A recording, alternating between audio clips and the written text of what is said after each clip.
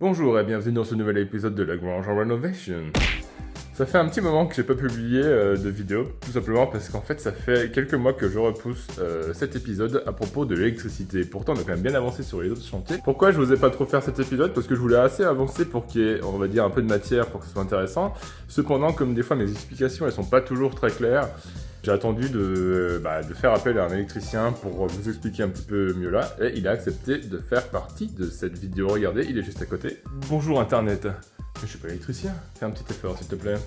Je vais quand même lui laisser la main de temps en temps pour expliquer des trucs, parce qu'il sait un peu mieux que moi les choses, parce que bon voilà, je suis extrêmement novice. L'électricité c'est un sujet sensible. La plus grosse part d'incendies domestiques provient d'un problème d'électricité dans une maison, donc je sais que les gens sont prêts à bondir si les choses sont mal faites ou pas. Grâce à mon ami électricien, malgré ses apparences des fois un petit peu nonchalantes, je le trouve pas mal, le boulot est bien fait, et ça mérite du coup un petit épisode quand même. Après le générique.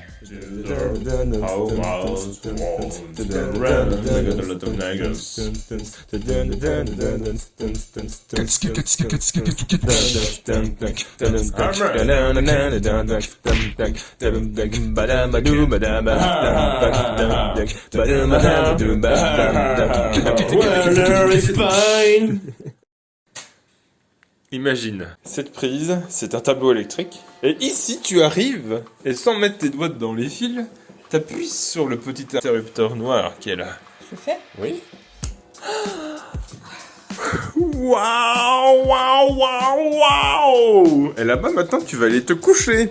Attends, les éteins. Attends, le fil. Ah oui? Mais bon, ça va, c'est classique. Allez, allume, et va te coucher maintenant. Et dans ta future chambre, dans ton futur lit là. C'est beau cette luminosité. C'est pas si mal, mais après ce sera pas comme ça parce que là ça tombe et après ça sera collé contre le plafond. Tu vas aller te coucher dans une pipe. Je vais me coucher, c'est qu'il n'y a pas de lit. Oui, mais en fait pour aller chercher l'interrupteur qui est là-bas. Ah! Putain, j'avais pas compris. Attention.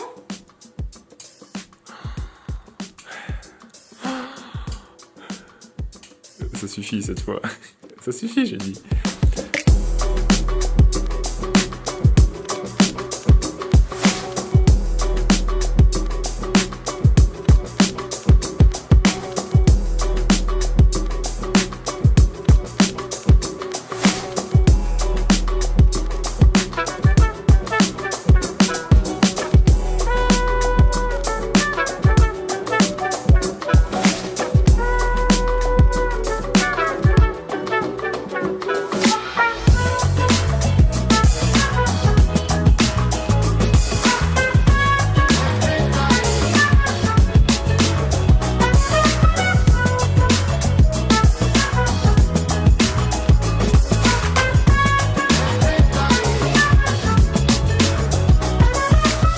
Ici, on est dans la salle à manger et il n'y a qu'une seule lampe. Je vais refixer une ampoule qui va partir de celle-ci, parce qu'en fait, souvent, cette partie-là, c'est assez sombre. Alors, voilà comment ça se présente derrière mon cache ampoule, là.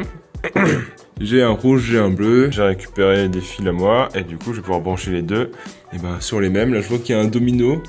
J'ai branché mon fil, et au final, le domino, il était trop petit, donc j'en ai pris un plus gros, mais j'ai pas filmé parce qu'il fait sombre. J'ai eu un petit souci pendant le travail, là. Du coup, l'ampoule a survécu, ça c'est incroyable, je vais la tester dans les toilettes. Ah oui, parce que du coup, il faut bien désactiver le circuit, là, c'est le circuit de ces chambres-là, et du coup, ça fait pas partie du même disjoncteur que la lumière des toilettes, par exemple. Ça, c'est la deuxième partie, ça se trouve facilement au magasin. Du coup, je vais brancher sur mon fil qui pendouille là-bas.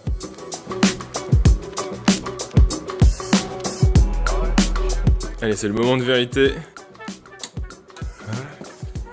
Oh oh! Par contre, je sais pas du tout quoi faire de ce fil. Ok, on est le lendemain. Du coup, j'ai arrêté de filmer hier soir parce qu'il faisait sombre et c'était pas très joli. Je suis hyper content, j'ai réussi à transformer un interrupteur simple en deux interrupteurs en va-et-vient. Alors, je vais essayer d'expliquer assez clairement comment ça se passe tous ces petits branchements, sachant qu'avant c'était un interrupteur seul et que maintenant il est branché en va-et-vient. Donc avant toute chose, faut identifier les fils.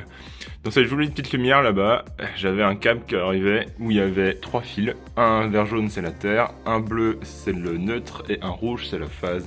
Le vert jaune et le bleu, eux, ils sont connectés, ils repartent directement au tableau. En fait, ils passent pas par l'interrupteur. De cette lampe-là, j'ai que un fil rouge qui, en l'occurrence, là, est un fil marron, qui est ce fil-là, là, sur ma petite installation aux normes, là. Bon, tout ça, ça va disparaître, mais faut considérer qu'avant, il y avait des cloisons et que quand on a tout pété, on s'est retrouvé avec pas mal de fils à faire quelque chose. Bref. Ici, il y a un interrupteur. Là-bas, au fond, il y en a un deuxième. Pour pouvoir connecter déjà au moins les deux interrupteurs entre eux, j'ai passé cette gaine qui correspond à une gaine 3 fils, un 5 carré avec un orange et un rouge. Et du coup, on va déjà commencer par regarder le deuxième interrupteur avant de regarder celui-ci. Voilà le deuxième interrupteur. Mon scotch n'a pas tenu très longtemps sur ce crépi couleur saumon. Les fils orange et rouge, ils se branchent comme ça. Il n'y a pas de mystère. Les deux oranges, ça va sur 1 et 2, peu importe si on les différencie pas. Et le rouge, il arrive là où il y a écrit L comme live, comme plus, en fait, en anglais.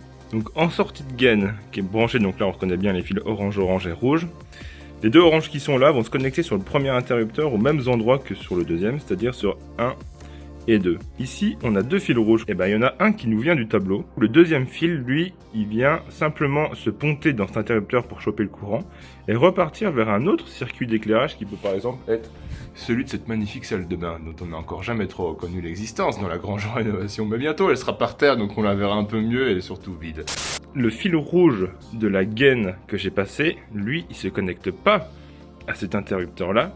Lui, il vient récupérer le fil rouge, mais donc j'ai dit qu'il était marron, qui vient de l'ampoule, là. Et là, on est entre midi et 2, et ça tombe bien, il y a un petit rayon de soleil qui permet d'y voir clair, parce que du coup, j'ai coupé le courant pour aller travailler dans l'ancien tableau qui est un peu à l'ancienne. Et il y a l'ancienne couleur de la pièce, c'est magnifique, hein, ce jaune citron. Et puis un ou deux, trois fils, quoi.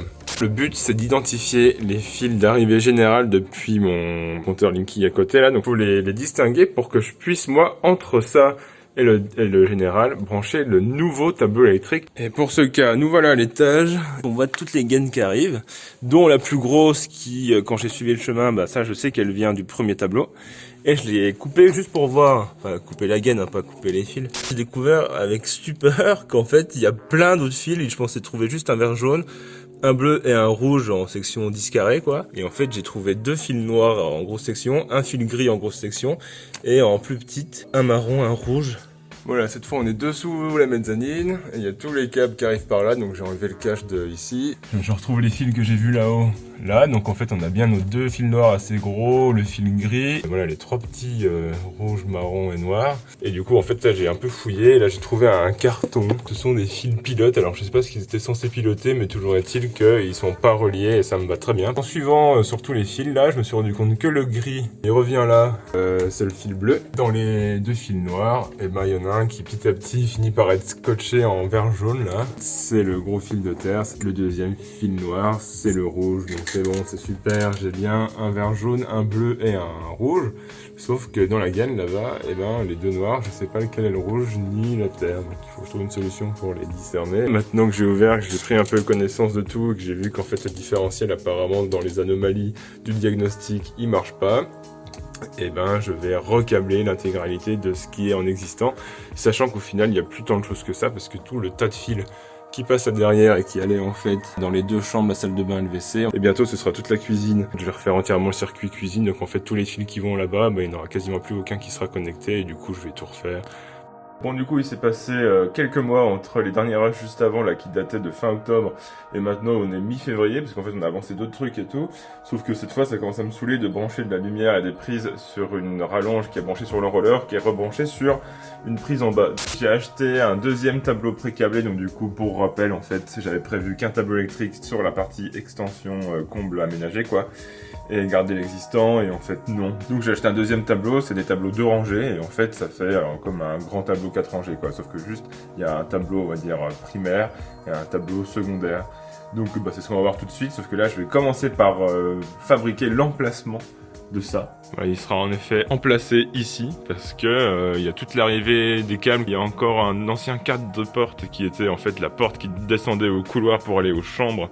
Maintenant que le mur est tout pété, et ben il sert à rien. Les câbles dans les grosses gaines là, je vais pouvoir facilement les ramener derrière sans que mon emplacement de tableau prenne trop de place, sachant que je voudrais l'aligner en sous-face de la poutre de cette mezzanine qui à terme sera une bibliothèque en fait, et du coup la partie tableau électrique je voudrais l'incruster dans une partie fermée de la bibliothèque.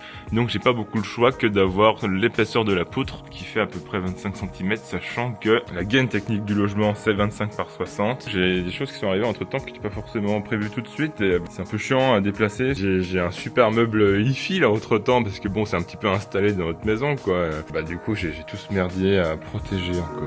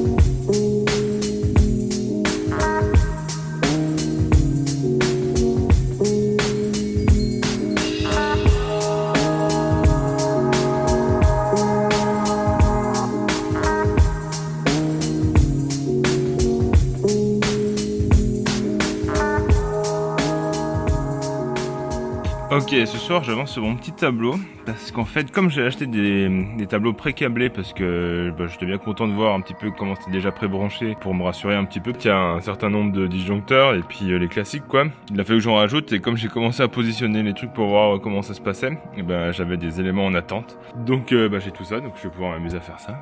Le plus important c'est de faire un plan. Je l'ai redessiné quand même quelques fois hein. Là, j'avais déjà une première mouture ici, une autre mouture là, puis ça me permettait d'aller plus loin quoi dans le sujet. Ok, ça se poursuit niveau électricité. Ici, je vais allumer l'interrupteur, il va se passer quelque chose d'incroyable. La lumière dans la salle de bain. Et là, je vais allumer un autre truc.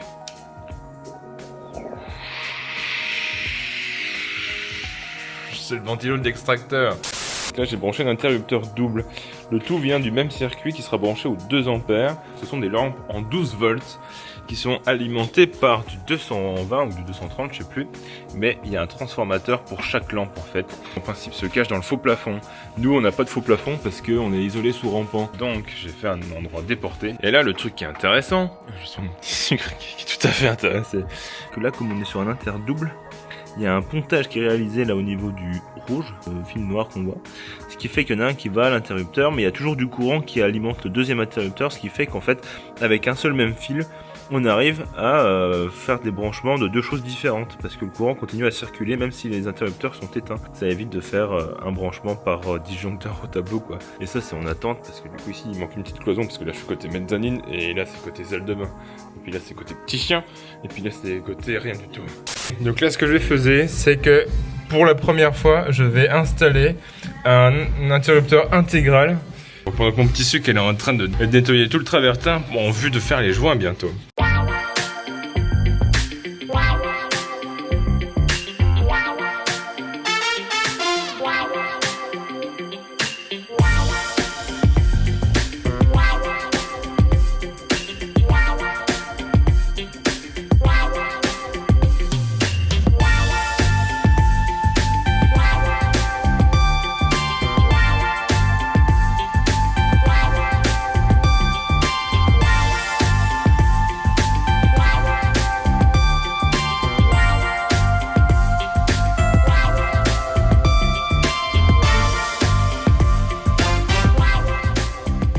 C'est le moment de vérité, j'ai branché ici comme si c'était l'arrivée du tableau électrique. Cet interrupteur en va-et-vient fonctionne-t-il? Yeah, il fonctionne. Et maintenant j'ai fait un test, donc je suis reparti. D'ici j'ai pris des wagots de 3 pour reconnecter les terres et les neutres ensemble, pour arriver vers un autre interrupteur qui sera du coup dans notre meuble. Et j'ai branché temporairement ce petit machin avec une ampoule dessus. Et attention, ça marche mon petit sucre. Je suis donc reparti d'un interrupteur qui m'a servi de boîte de dérivation pour aller vers un autre circuit d'éclairage, parce que ça fait mal aux yeux en fait ce truc. Et voilà, j'ai les yeux explosés. Et du coup, toute cette intervention ne sert à rien. Mais je suis content quand même parce que ça fonctionne. Une petite mauvaise surprise là. c'est que le boîtier il a un petit peu plié en fait. À mon avis là, les correspondances avec les différentes vis, ça va être un peu la galère pour passer le cache de l'interrupteur final. Donc on va voir le moment venu comment on va faire. Ok, nous voilà à ces sorties de fil dans le mur en pierre. J'ai encastré ça il y a quand même quelques temps, c'était à peu près les premiers pas avec l'électricité que j'ai fait. Et au préalable, j'avais quand même un peu regardé comment on pouvait brancher des interrupteurs en va-et-vient. Le souci, c'est que j'ai fait ça avec une boîte d'encastrement des cloisons à placo, et qu'il y a des boîtes beaucoup plus rigides dans la maçonnerie de chaux. Voilà. Ou un petit peu mieux là, ça remonte bien là sur ce caillou. Il est à peine trop ressorti, donc je pense que ça va quand même pas bien marcher. Il y avait encore un sujet, c'est que je les avais identifiés pendant qu'on faisait le taf. Sauf que quand il a fallu jointer tout ça, il a fallu tout arroser notre mur pour que le joint accroche en profondeur. Cependant, j'ai pas fait attention qu'en coulant, toutes mes annotations dessus avaient disparu puisque je l'ai fait au feutre rouge non indélébile.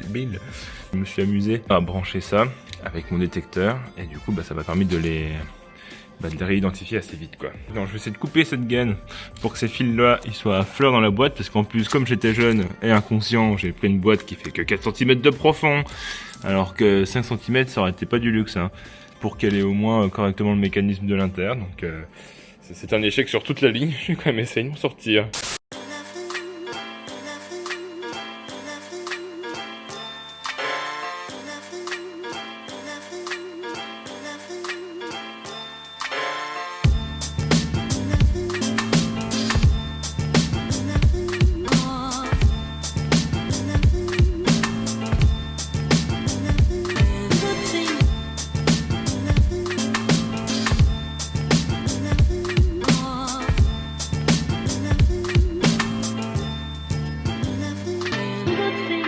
Eh bien c'est plutôt une réussite.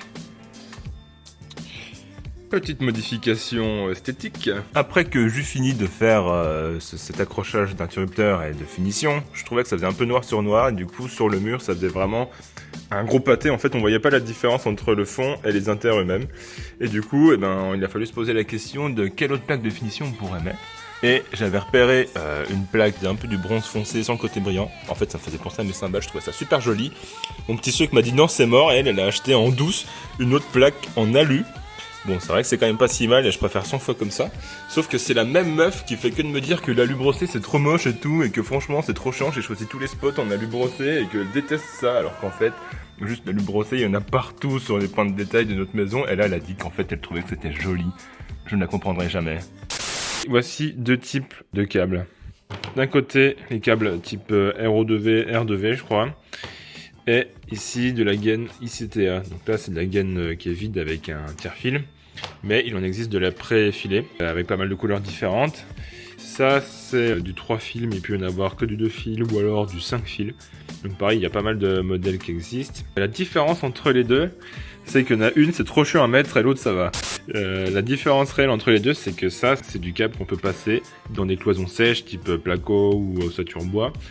Alors que celle-ci, on n'a pas le choix que de les passer dans des murs en parpaing ou dans de la maçonnerie en fait. Nous on a fait de la maçonnerie de pierre à plusieurs endroits, et du coup dans les joints on a réussi à dissimuler les fils pour faire sortir des applis, des choses comme ça. On n'a pas le choix que de passer avec de la gaine ICTA qu'on a préfilée. Quand on la prend en vide, on peut passer n'importe quel fil qu'on veut dedans, et aussi réintervenir plus tard sur le champ. On peut retirer des fils, en rajouter, en supprimer, pourquoi pas, mais si c'est dans de la cloison sèche, c'est 100 fois plus facile de travailler avec ça. En fait, ça se déroule très mal, donc il faut une petite technique pour pouvoir la dérouler sans que ça continue à faire trop de serpentin. Enfin, si on tire dessus, ça va être insupportable, quoi. Donc il faut la dérouler. Mon petit sucre m'a filmé, là, tout à l'heure. Extract. Putain, mais ça se réenroule, cette merde.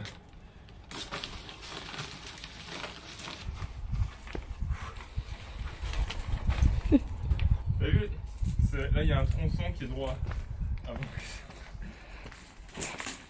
En vrai, c'est insoutenable. C'est pour ça que les câbles R2V, là, c'est la vie. Donc c'était juste une séquence explicative. Merci de m'avoir filmé. Je t'aime. On voyait pas trop ma calvitie? Non, mais t'as pas de calvitie. Ah merde. C'est plutôt rigide, en fait, c'est un peu comme du multicouche. On peut lui donner une forme, et déjà, ça c'est déjà plus confortable, ça se déroule bien. Et du coup, en fait, la plupart de l'électricité pour les prises et les lumières, nous on a pu faire avec ça. Ça coûte un peu plus cher, mais franchement, c'est beaucoup plus confortable à travailler. À gauche, les 3 filons à 5 carrés, à droite les 3 fils en 2,5 carrés. Donc à la caméra c'est pas si impressionnant, mais en vrai ça se ressent bien parce que du coup celui-là il est beaucoup plus facile à tordre et lui il est déjà beaucoup plus rigide. Et en plus comment je le sais, très simplement parce que la gaine R2V là elle est jaune. Ça c'est pour le 2,5 carré et le 1,5 carré elle est repérée en rouge rose. Voici ce beau tableau électrique. C'est un tableau de marque Legrand. Legrand fait pareil que Schneider. Je n'ai pas de partenariat avec cette marque. C'est juste que comme c'est écrit Schneider partout, je pense que c'est difficile à comprendre que ce n'est pas un tableau électrique Schneider. Je l'ai acheté pré-câblé. Pourquoi j'ai fait ça? Eh bien, simplement, c'est facile parce qu'il y a déjà des choses qui sont décrites là. Surtout qu'on n'y connaît rien, même si entre temps, je savais pas trop ce que voulait dire 40 ampères là, et puis je suis vite passé sur du 63, mais ça c'est pas grave. Tout est déjà un petit peu décrit de comment ça se passe. Alors, je sais pas si Legrand ils sont aussi malins que ça, mais à l'arrière en fait, non seulement il t'explique un petit peu les branchements et tout, il y a tout décrit, les règles de la norme NFC 1500, avec les sections de câbles, avec les disjoncteurs équivalents, tout est renseigné. Donc en vrai n'importe qui peut se mettre à brancher un tableau comme ça. Donc ça permet déjà de prendre un peu la confiance. Tableau résineux. Copain JB lui il a dit quoi? C'est quoi cette histoire de résineux? Donc du coup maintenant pour la blague, ce sont des tableaux électriques résineux, c'est du pain. Comme cette essence de bois. Ah non, ça c'est du noyer. Ça c'est du pain. Non, ça c'est du sapin. Voilà, ça c'est du pain. Et ça c'est de l'épicéa là-bas derrière. Je me suis perdu. Ce boîtier là, ça se dévisse avec un couteau à beurre, un tournevis si on est un peu équipé, mais en vrai c'est tellement grand comme pas de vis qu'on peut gérer ça vraiment facilement. Voilou la bête. Bien sûr, avant de faire ce genre de choses, il faut bien évidemment débrancher l'électricité au général. On a ici un bornier, qui est le bornier d'alimentation générale. Là, c'est pas encore relié, donc les fils qu'on voit, c'est donc celui-là qui va connecter le deuxième tableau électrique, et ça, c'est simplement le différentiel qui est alimenté par ces bornes. Donc là en fait il manque un troisième fil que j'ai pas encore connecté qui va venir du tableau, enfin en tout cas je vais surtout le prendre depuis là. Le fil du général qui n'est pas là, qui est dans le garage, c'est pour ça qu'ici il n'y a qu'un tableau seul. Donc je vais pas toucher le général parce qu'en fait on n'a pas le droit d'y toucher parce qu'il y a le compteur d'abonnés qui est uniquement réservé aux techniciens EDF, donc on n'a pas le droit, il y a des petites goupilles vertes dessus.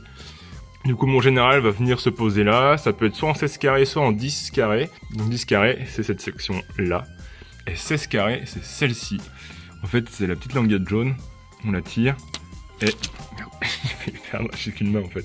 Et ça se déverrouille assez facilement sur ce rail en fait. C'est comme ça que ça fonctionne. Pour commencer, un interrupteur différentiel. Et ici, on a des disjoncteurs classiques qui possèdent des ampérages différents. Pour les choses qu'on retrouve dans la maison, c'est qu'avec la norme NFC 1500, on sait qu'il faut, avec un circuit d'1,5 carré, 8 points d'éclairage maximum. Pour les prises, si on est en 1,5, c'est 8 prises max. Si on est en 2,5, c'est 12 prises max. Avec l'ampérage qui change du coup entre les deux.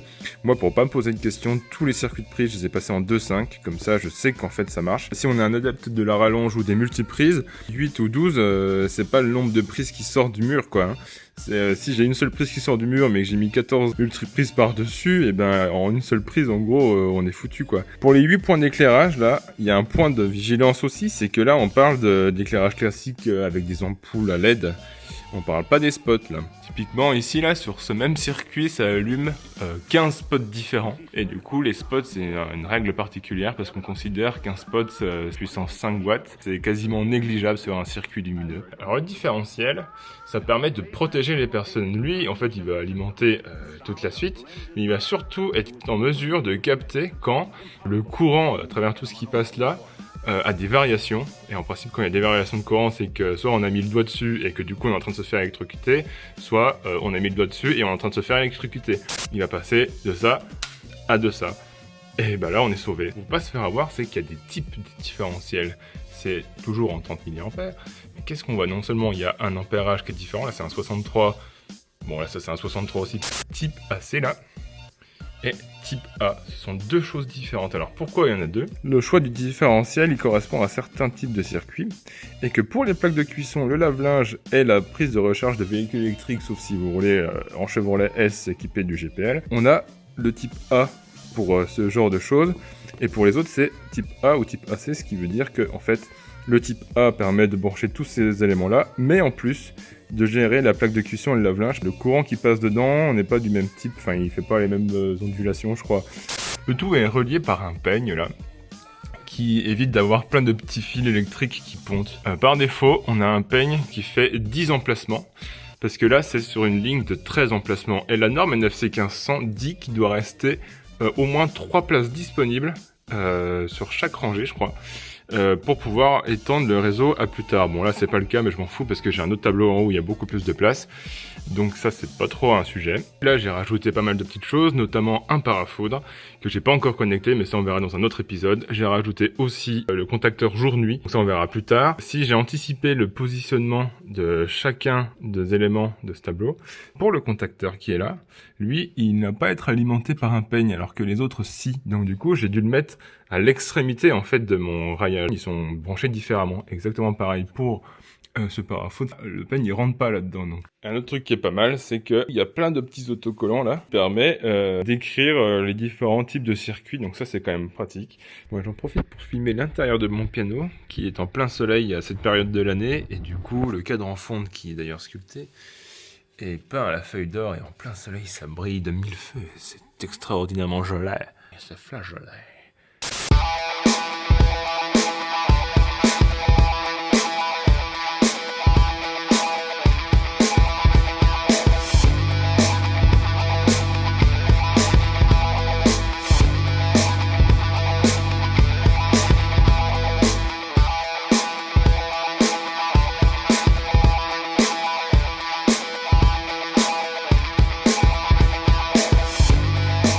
Câblé pour la première fois de ma vie mon premier fil à un tableau électrique. Il s'agit de câbles en 2,5 carrés sur un disjoncteur 20 ampères, puisque ça c'est le circuit du sèche-serviette qui est juste là. Il est beau hein, il est propre, il est bien installé, je suis assez fier de moi. J'ai branché quelques petits éléments, j'ai relié le tableau en bas, j'ai refermé, et voyons voir si ça va marcher. Attends, non c'est pas celle-là. Oh merde, pourquoi il n'y a pas de lumière? What? Quel gogol, j'ai pas relevé le différentiel.